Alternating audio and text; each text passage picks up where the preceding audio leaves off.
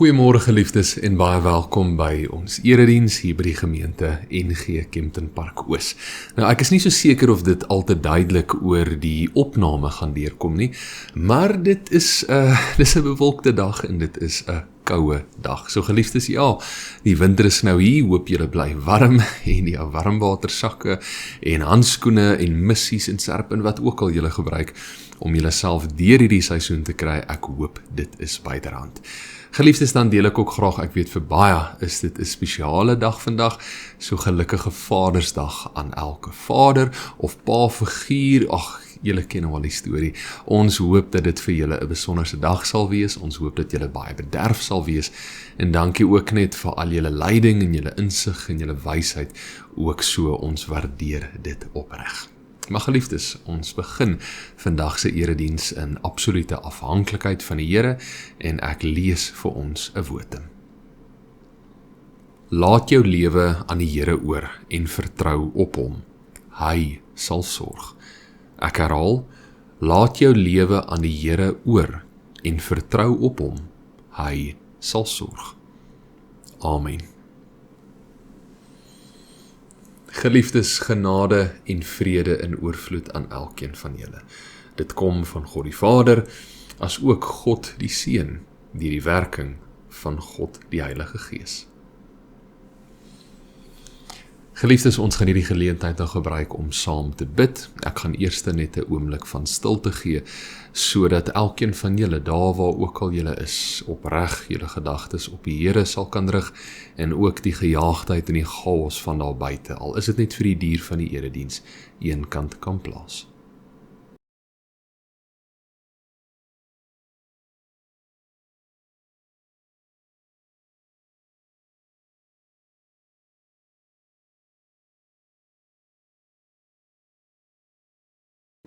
Here, dankie vir nog 'n geleentheid waar ons as gemeente, as u kinders, verspreid oor die land en oor die wêreld, kan stil word en op u woord kan fokus.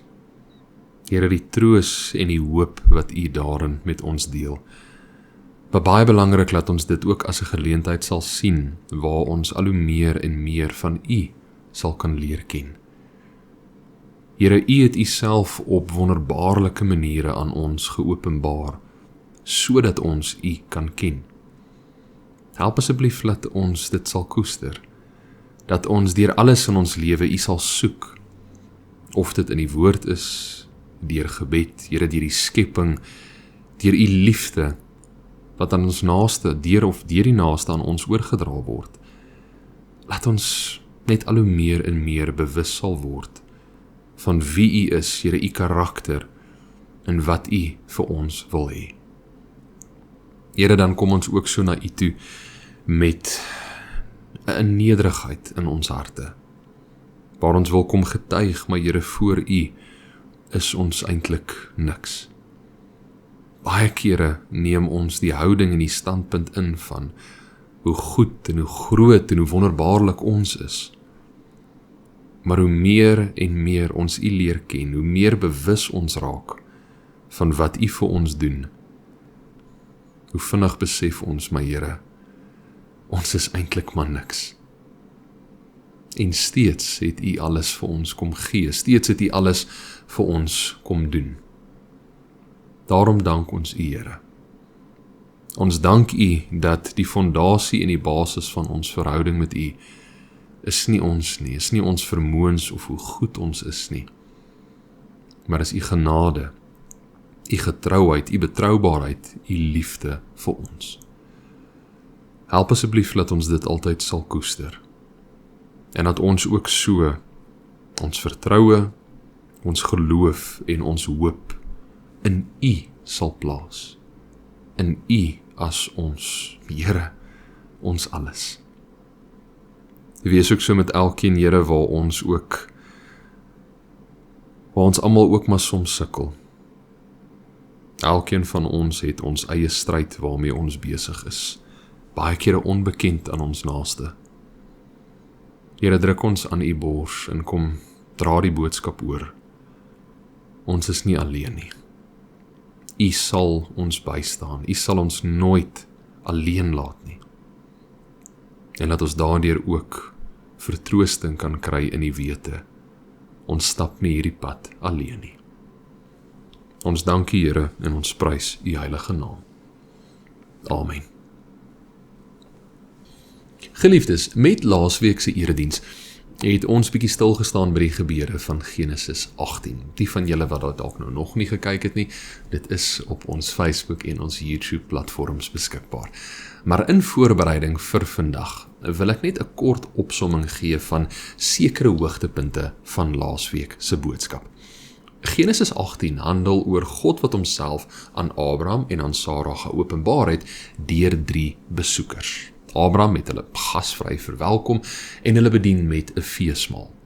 Terwyl die besoekers besig was om te eet, het een van hulle die opmerking gemaak, maar oor 'n jaar sal hulle weer terugkeer en dan sal Sara 'n seun hê, want God het binne sy verbond met Abraham beloof dat hy wel 'n kind sal kry, iemand deur wie Abraham se nageslag sal groei. Sara, oor haar en Abraham se ouderdom, toe sy hierdie gehoor het sy by haarself gelag, want sy het haar tekortkominge op God geprojekteer, waarop God toe basies gesê het, maar niks is vir die Here onmoontlik nie. Het is ook belangrik om uit te lig dat Sara was hier 89 jaar oud en Abraham 99. So basies het ek gesê, ons moet nooit God onderskat nie, want niks is vir hom onmoontlik nie, nie net Genesis 18 getuig daarvan nie, maar vele gedeeltes in die Bybel. En ons moet nie ons eie gebreke of onvermoë op hom projekteer nie. Of dan in ander woorde, ons moet nooit na ons eie huidige omstandighede kyk en hoe swaar of tragies dit dalk mag wees, tot die gevolgtrekking kom en sê, maar nie is God sal eintlik iets hieraan kan doen nie. Nee, ons moet eerder ons vertroue, ons geloof, ons hoop op hom plaas, want hy kan deurbraak bring. Daar sal altyd vir ons 'n toekomsverwagting wees, want God is getrou en hy sal nooit op sy woord teruggaan nie. Maar die boodskap stop nie daar nie. Al is dit vertroostend om van iemand te hoor, veral as ons in 'n moeilike tyd vasgevang is, maar vertrou op die Here en glo in die beloftes wat hy gemaak het, voel dit vir my asof daar iets ontbreek. Want dit is een ding om vir iemand te roep tot vertroue, tot geloof, tot hoop in God, maar is iets heeltemal anders om uit te wys hoe dit in praktyk lyk. Die vraag is nie net immers waarin ons moet vertrou nie, maar ook hoe ons tot daardie vertroue kom. Hoe vertrou 'n mens wanneer een se omstandighede onseker is? Hoe groei geloof wanneer twyfel aan die deur klop? Hoe hou ons vas aan hoop wanneer die antwoorde soms stil bly? Daarom is die boodskap van vertroue nie volledig sonder die pad wat daartoe lei nie. En geliefdes, dit is waarby ons vandag gaan stilstaan. Ek wil begin deur eerstens 'n opsomming te gee van Abraham en Sara se lewe, want daar is baie wat ons daaruit kan leer, veral rakende hierdie spesifieke onderwerp. Geliefdes, ek gaan dit baie kort en kragtig doen, maar ek moedig eintlik elkeen van julle aan so 'n bietjie huiswerk of Bybelstudie. Gaan lees gerus na verloop van hierdie erediens Genesis hoofstuk 12 tot en met 21. Ek dink dit gaan 'n baie mooier prent gee tot alles wat ek hierdeur probeer sê. God roep vir Abraham en vir Sara om hulle land te verlaat en te beweeg na 'n plek toe wat God eers op 'n latere stadium vir hulle sal aanwys. God het ook al vroeg in sy verhouding met Abraham en Sara die belofte gemaak, maar hy sal hom tot 'n groot nasie maak. Let wel, die manier hoe dit gedoen gaan word is nie so vroeg in die verhaal bekend nie. Bietjie later lees ons dat Abraham bekommerd begin raak het dat hy nooit 'n seun sou kry nie. Belangrik om te weet, Abraham was om en by 75 jaar oud, toe God hierdie reistog met hom geneem het en God vir hom gevra het om sy land te verlaat. God het Abraham toe gerusgestel oor die bekommernis wat hy gehad het, en die Here het basies vir Abraham gesê, hy moet na buite toe beweeg en hy moet die sterreruim aanskou en hy moet die sterre tel. Soveel sal sy nageslag wees. God het toe later met Abraham 'n verbond gesluit, wat sy belofte vir hom en sy nageslag kom grond het, en toe het 'n hele paar jaar verbygegaan, en weer het Abraham en Sara bekommerd geraak, dat die belofte nie vervul sou word nie. Die verskil is, hier het hulle die situasie in hulle eie hande geneem. Sara het vir haar slaafin Hagar gesê om by Abraham te gaan lê, om vir hom 'n kind in die wêreld te bring. Nou geliefdes, hier moet ek dit vir 'n oomblik stil staan. Vir ons wat afgesonder is van die konteks en die gebruike van destyds, is hierdie vreemd. Baie keer is ons reaksie hierop, maar waarom in die lewe sou 'n vrou vir 'n ander vrou gesê het om by haar man te gaan lê? Maar die beginsel hier agter was, dat die man 'n nageslag sou kon hê. Iemand wie kon erf, iemand deur wie sy naam kon voortleef. Nou, baie belangrik, hierdie was nie deel van God sy oorspronklike belofte vir hulle nie. Dis hoekom die klem val, hulle dit op hulle of in hulle eie hande geneem. 'n Paar jare toe verbygegaan, en Abraham het toe weer bekommerd geraak. Hy vra toe vir die Here, maar Here, as Ismael, dit was die seun se naam, met wie hy by Hagar gekry het, as Ismael in u teenwoordigheid maar net kan lewe, bedoelende, kan ons nie hierdie proses volg, die belofte wat u gemaak het aan my tot 'n groot nageslag, kan ons dit nie laat realiseer deur Ismael nie. Waarop God toe vir Abraham gesê het, nee, ek sal vir jou en vir Sara 'n kind gee, julle eie 'n seun, en dit is daardeur waardeur sy belofte vervul sal word. Volgende kry ons die gedeelte wat ons laasweek na gekyk het, waar God die belofte weer aan hulle kom bevestig het, met die spesifieke verwysing dat oor 'n jaar sal hy weer terugkeer, en dan sal Sara 'n kind hê. En dan eindig ons hierdie opsomming met Genesis 21, waar Isak gebore is, en God se belofte vervul is. As ons hierdie gebeure aanskou, en alles wat ook tussenin gebeur het, geliefdes, baie belangrik. Dis hoekom ek julle aanmoedig, gaan lees gerus van Genesis hoofstuk 12 tot en met 21. Maar as ons hierdie gebeure aanskou, sien ons al te duidelik 'n sekere patroon wat na vore kom. God het beloof, die mens het getwyfel en geworstel met die belofte. God het hulle kom verseker en vertroos. Die mens het weer begin twyfel en dit in hulle eie hande geneem. God het weer sy belofte kom bevestig, en God het getrou gebly deur dit alles. Seker een van die belangrikste lesse wat ons kan leer uit die verhaal van Abraham en Sara. As hulle vertroue, hulle geloof en hulle hoop, Abraham en Sara nou, afhanklik was van hulle vermoëns om nooit te twyfel, nooit te huiwer of nooit te struikel nie, sou God se belofte nooit vervul gewees het nie. As die vervulling van die verbond, die belofte tot 'n groot nageslag afgehang het van die sterkte van hulle geloof, hulle standvastigheid in die Here, sou hierdie hele verhaal geëindig het met Hagar en Ismael. Maar dit het nie. Nie oor Abraham of Sara se vroomheid, hulle karakter, hulle standvastige geloof in God nie, nee, maar deur God se getrouheid alleen. Of in ander woorde, danksy die karakter van God. Geliefdes, wat is die grootste bepalende faktor as dit kom by ons wat iemand vertrou en bereid is om ons hoop in hulle te plaas? Hulle karakter. Is hulle betroubaar? Is hulle opreg? Is hulle vroom? Spreek hulle menswees van iemand wie vertrou kan word? Ons vertroue in God vind nie sy oorsprong by ons eie vermoëns nie, maar in God wat sy karakter aan ons kom openbaar as getrou en betroubaar. So baie belangrik, hoe beter ons hom leer ken, hoe meer rede het ons om op hom te vertrou, ons geloof in hom te plaas, as ook ons hoop. Ek wil 'n paar gedeeltes vir julle lees uit die Bybel wat hierdie punt kom ondersteun. Die eerste ene is Psalm 9 vers 11. Let wel, ek gaan dit uit die 2020 vertaling doen. Dit sê: wie u naam ken, kan op u vertrou, want u laat hulle wat u soek nie in die steek nie, Here.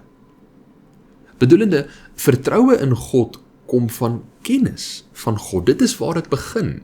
Deur ons kennis van God wat groei en al hoe meer raak, kan ons vertroue in hom plaas. Jesaja 26 vers 4 sê, vertrou altyd op die Here, want die Here God is 'n veilige toevlug. Hebreërs 10 vers 23 sê, laat ons styf vashou aan die hoop wat ons bely, want God is getrou. Hy doen wat hy beloof het. So baie belangrik, ons vertrekpunt op hierdie reis om meer in God te vertrou, begin nie by onsself nie. Dit begin nie by ons vermoë om beter te glo, harder te probeer of minder te begin twyfel nie. Die sleutel lê nie hier nie. Let wel, ek moet ook uitlig. Ek sê nie geestelike groei en karakterontwikkeling is nie belangrik nie, nee. Inteendeel, die Here roep ons om al hoe meer volgens die beeld van Christus te lewe. Maar wanneer dit kom by ons verhouding met God, lê die beginpunt nie by die mens nie, maar by God. Dit is waarom dit so belangrik is om die Here beter te leer ken. Om te erken, maar alles wat ons doen, is 'n reaksie op wat God eerste gedoen het. En ons moet daarna streef in alles wat ons is om die Here beter te leer ken. Want hoe meer ons hom ken, hoe meer ons sy karakter verstaan, sy beloftes, sy wese, sy opoffering vir ons, hoe meer maak dit sin om hom te vertrou en hoe, wil amper sê, outomaties gebeur dit.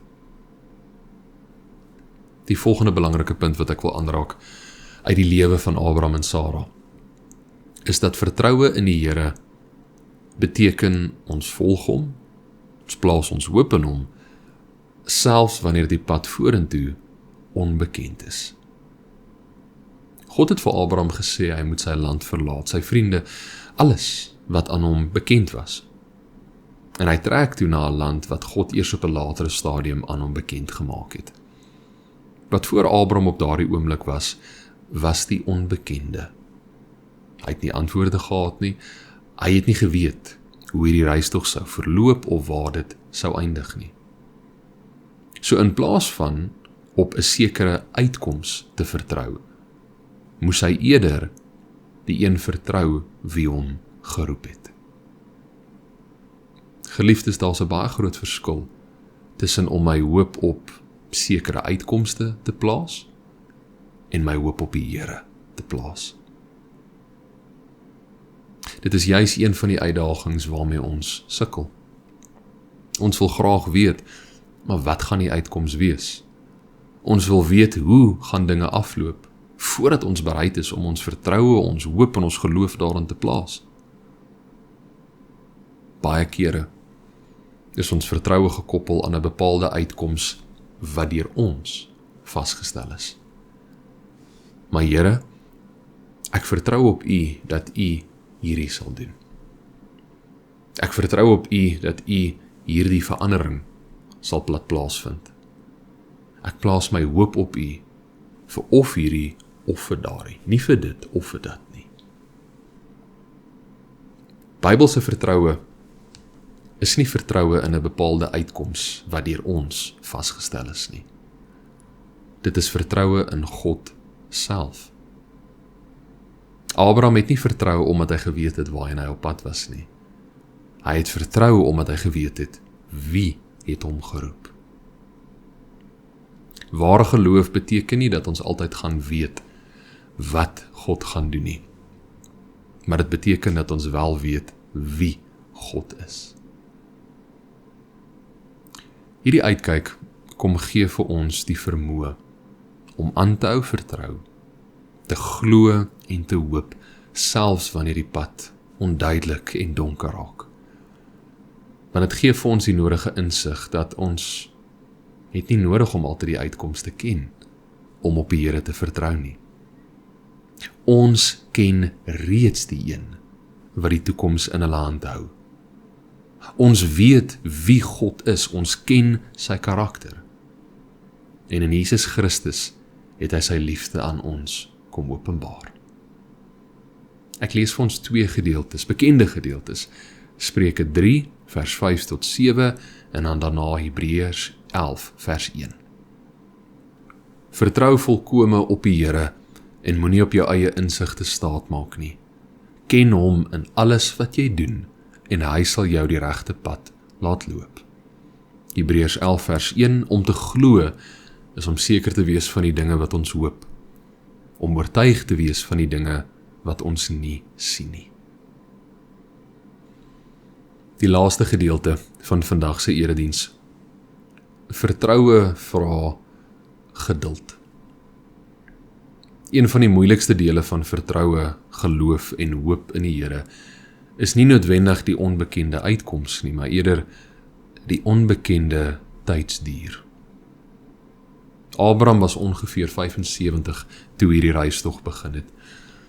Hy was ongeveer 100 jaar oud toe Isak gebore was.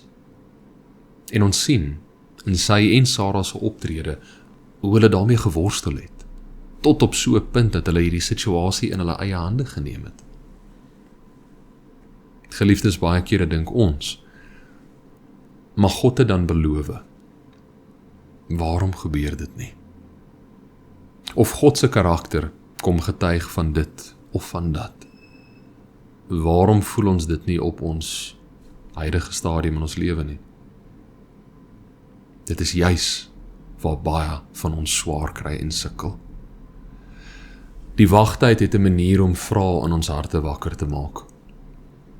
Het God vergeet? Hoor hy ons nog? Is sy beloftes geldig of het hy moeg geraak vir alles wat die mense verkeerdelik in sy naam doen? En tog leer die verhaal van Abraham en Sara ons iets besonders. Die wagtyd het nie God se belofte verander of minder gemaak nie. Dit was nie 'n teken dat God nie teenwoordig was nie. Geliefdes, baie belangrik. Ons moenie God se stilte interpreteer as God wat afwesig is nie. Baie kere is God besig om te werk op maniere wat ons nie kan sien nie, en volgens 'n tydsberekening wat ons nie verstaan nie. Vertroue, geloof en hoop in God is nie gewortel in die uitkoms of in hoe vinnig dit gebeur nie, maar in God self. Daarom vra vertroue geduld, nie omdat dit op sigself iets verdien nie, maar omdat geduld ons help om werklik nederig voor hom te keer. Ons sien dit in Abraham en Sara se lewe. God het beloof, 'n wagtyd het gevolg, maar sy belofte was vervul. Daarom word ons geroep om nie net God se belofte te vertrou nie, maar ook God se tydsberekening. Want nie net is die Here getrou in wat hy doen nie, maar ook in wanneer hy dit doen. Geliefdes, dalk is hier van julle vandag wat op 'n antwoord wag. Op genesing, op uitkoms, op leiding, verandering, vernuwing. Geliefdes, moenie ophou glo en vertrou omdat die wagtyd vir ons dalk bietjie te lank is nie, omdat ons nie verstaan wat aangaan nie. God is met julle. Hy ken julle harte. Ek lees vir ons Hebreërs 6 vers 15 dit sê: En so het Abraham dan, nadat hy geduldig gewag het, gekry wat aan hom beloof is. Ek sluit af. Vertroue, geloof en hoop in God begin by God self. Dit is hy wat homself aan ons geopenbaar het en steeds openbaar. Dit is hy wat die eerste tree na ons toe gegee het. Dit is hy wat ons roep. wat ons eerste lief gehad het, wat sy beloftes aan ons bekend gemaak het. Daarom is ons nie geroep van ons eie vermoë om te vertrou nie. Daarom is ons hoop en ons geloof in God nie afkomstig van wat ons tot die tafel bring nie, maar die Here wat getrou en betroubaar is. Geliefdes, vertroue, geloof en hoop groei wanneer ons God beter leer ken. Wanneer ons hom soek in alles wat ons doen, wanneer ons sy woord bestudeer. En daarmee bedoel ek nie 'n enkele gedeelte hier of 'n enkele gedeelte daar nie.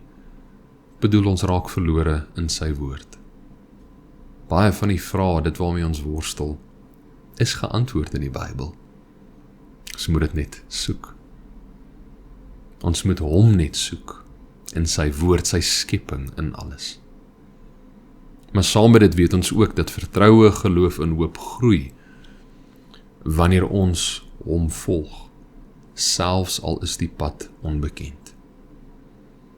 Ons moet altyd seker maak waarin plaas ons hoop. In 'n sekere uitkoms of in die wese van God. Baie groot verskil. En ons weet ook dat vertroue, geloof en hoop groei wanneer ons geduldig op hom wag. Selfs wanneer die wagtyd lank word. Weereens, ons plaas nie ons hoop in wanneer of hoe 'n sekere iets moet plaasvind nie, maar eerder in die wete dat God is lief vir ons, dat God ons bystaan en ons nie alleen sal laat nie. Mag ons daarom vandag met 'n nuwe gemoed vorentoe gaan. Nie omdat ons al die antwoorde het nie, nie omdat ons die toekoms in ons hande het nie, maar omdat ons die Here ken. Die Here wat beloof, die Here wat voorsien en die Here wat getrou bly. Amen. Daar's nou 'n oomblik van stilte.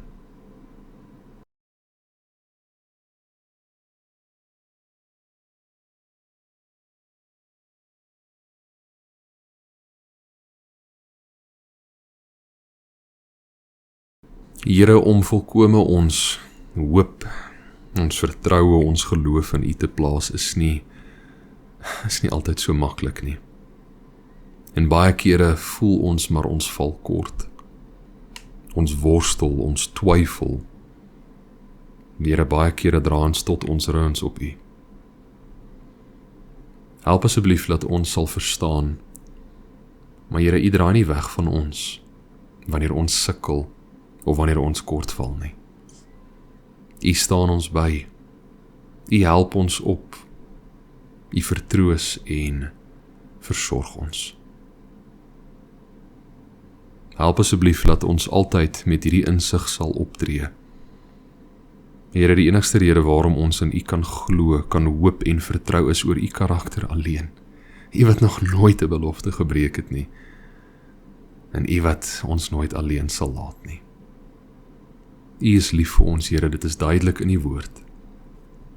Help asseblief dat ons hierop reageer. En dat ons verby sekere uitkomste sal kyk, verby sekere tydsberaminge. Dat ons U sal leer ken en sal vertrou in U goedheid vir ons. Ons dank U, Here, en ons prys U heilige naam. Amen. Geliefdes, ontvang die seën van die Here. Die genade van ons Here Jesus Christus en die liefde van God ons Vader en die teenwoordigheid van die Heilige Gees sal met elkeen van julle wees tot in lengte van dae. Amen.